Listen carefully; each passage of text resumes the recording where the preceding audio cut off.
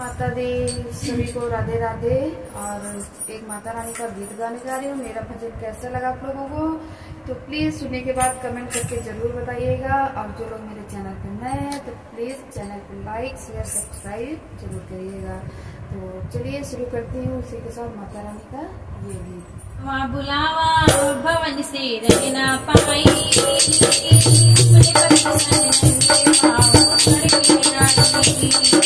वहाँ बुलावा भवन से रहना पाई अपने पति नंगे पाँव करके रानी। जय भवानी जय महारानी जय भवानी जय भवानी।